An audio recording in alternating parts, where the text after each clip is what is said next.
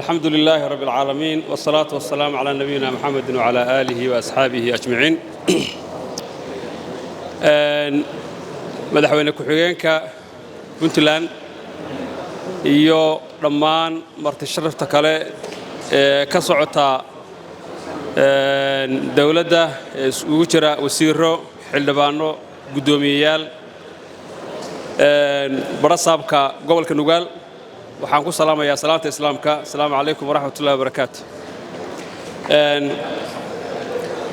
runtii waxaa farxadii ah maanta inaan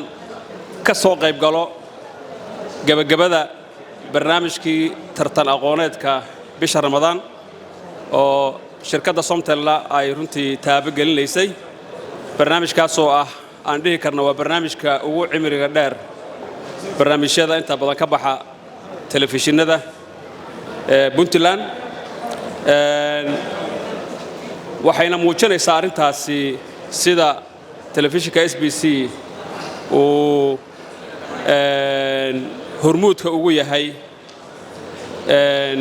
horumarinta dhalinyarada waxaan runtii rajaynayaa waxaan runtii aad ugu faraxsanahay in tartankani uu wax weyn ama qayb weyn ka qaatay isdhexgalka bulshada sidoo kale aqoontii iyo kordhinta kobaca aqoonta ee dhalinyaradu taasoo runtii sababaysa inay dib u muraajaceeyaan aqoontii ay hore u soo barteen ama ay aqoon dheeraadaba ay ka helaan waxaan gabagabadii u mahadcelinayaa hawlwadeenadii barnaamijkan oo ugu horeyso telefishinka SBC iyo guddigii garsoorayaasha ahaa ee ka shaqeynayay muddadii uu tartankan socday waxaan ballan qaadaynaa oo aan rabaa halkan inaan uga faa'iideysto haddaan nahay Somtel iyo si guud Dahabshiil Group inaan wadi doono haddii Ilaahay yiraahdo barnaamijkan iyo kuwa la midka ah taabagelintooda waxa kaloo iyadana aan rajaynayaa sanadka soo socda inaan wax badan ka bedelno barnaamijkan haddii Ilaahay yiraahdo ugu dambeyntii aan ka faa'iideysanayaa fursadayda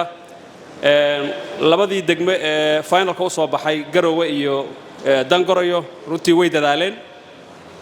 meel fiican bayna gaareen waxaan dhihi karaa labadooduba waa guuleysteen Dangoroyana runtii waxaan leeyahay hambalyo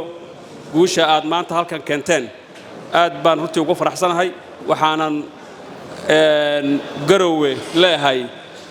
degmo kamid ah degmooyinkayga baa qaaday marka waan u hambalyeynaa reer Dangoroyo aad baa u mahadsantiin وهجاج ومهتسين هاي ماريا سمتل وحوير يا قدوميا مع منو استعمال هذه جيدة لما نبهيها جناح سيدا كويبسو العقد درد